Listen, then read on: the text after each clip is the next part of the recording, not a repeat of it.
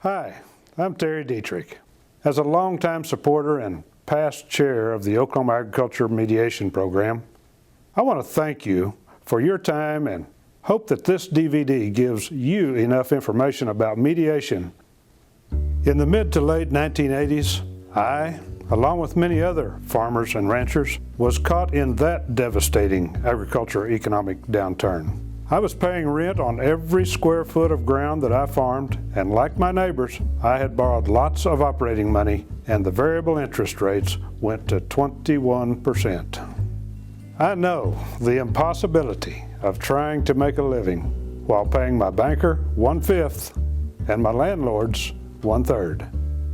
Farmers are at the mercy of markets, weather, and many other factors. We have no one to pass the cost on to. I know how sacred the family farm is to the family operator and the trauma that comes with the possibility of losing it. We are one with our land.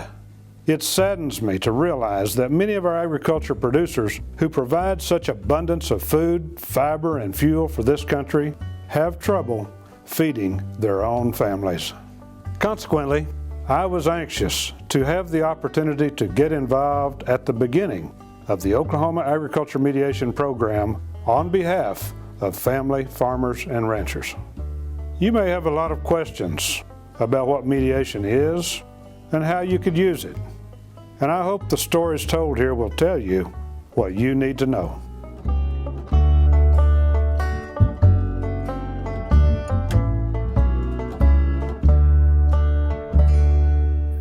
I really care about agriculture, and I care about our people of this land, and I love this country. And I don't want anyone or another farmer to ever go through the learning experience that we went through.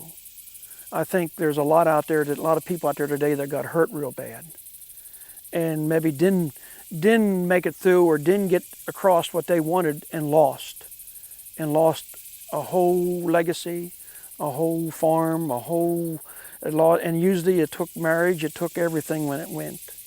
And I've seen so many of these. And I just can't say enough. I just don't want to see anyone ever go through that again. We were all farmers, born and raised a farmer, and that's all I ever knowed and loved. And like every German, they had too many children, so some of us had to move out. So I come down here in 1973 with a dream. We got into the peanut raising and cattle and vegetables and things like this. Agriculture was good to us, and in 1979 was probably one of our best years we ever had. In 1980, it started with a very bad drought. And this was the beginning of it. I was, at that time, borrowing money from Farm and Home. We had borrowed money to operate and so forth, and they were seeing a problem. They kind of tightened up and raised interest somewhat and different things like this, and all the while we were having some bad years, and it come into the thing of, well, okay, Jim, if you just sign everything over to us, we'll forgive your debt. And I said, now wait a minute. I have everything that I've worked for in my life this far, to this point. Isn't there some way we can deal with it? I went to even for Farm and Home to different creditors, and I said, listen, I can't pay you but this much, or we won't have it till then. We're going to pay our debts, and we're going to succeed, and we're going to make it. And we did. We proved we could do that. And with the help of different ones that through mediation, that we could talk about this. And it gave us a middle of the road where we could sacrifice to give up this or that to stay. And I think today's too many people are too scared of this, and don't be scared of it. It is not the end of the earth. You can pull it together and keep it and go on. My first real convincing that I needed to take it to mediation come from a state planner that came down from Farm and Home Administration. And he said, Jim, you need to ask for mediation. And I said, what will mediation do? You know, what's mediation going to do for me? He said, it gives us all a chance to talk about it. And I said, well, we've talked about it, we've hashed it over. He said, wait a minute. He said, we put it upon ears that haven't heard it. Today, with what we know of mediation, it can be done in one sit down. When it come right down to it, we had some terrific people to work with. I had a lot of moral support, and it took the scariness out of it.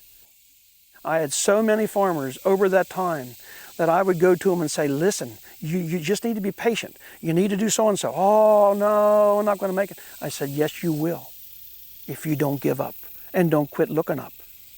It will happen, and it will happen, and it did happen, and we're proof of that.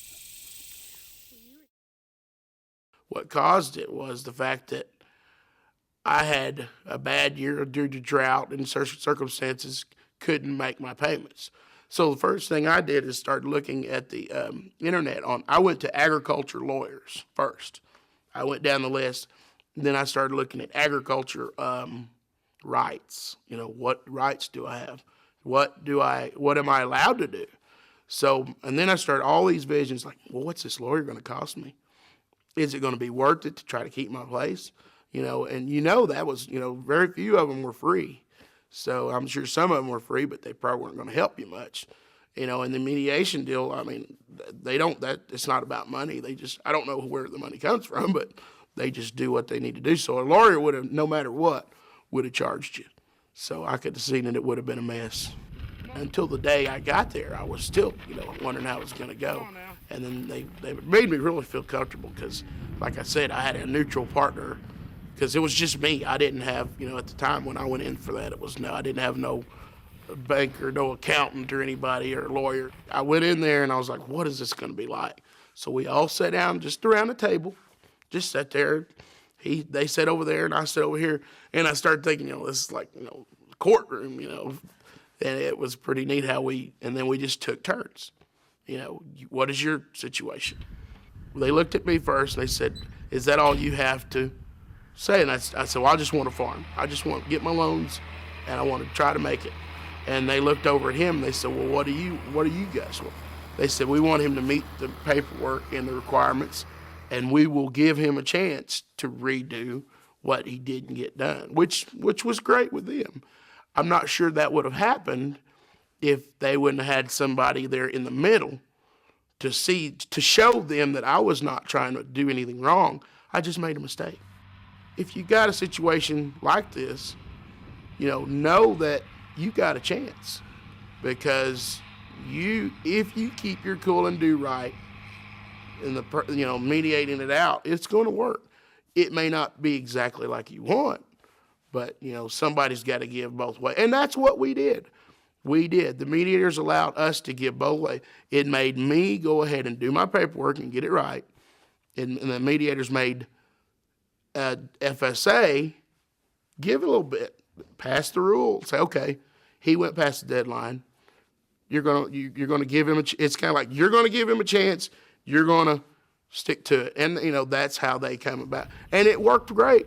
And I have applied since with them another loan due to drought, and I've had to do it again, but I was on time, and because we was able to mediate that out before, when he saw me this time, he knew, oh, here's Gene again, and I was not doing the same mistakes before. So to this day, I'm back on track and redone my loans, and I'm still there. If you think of any situation where you got two people with an impasse, well, how does that get solved? You got to have a mediator in the middle.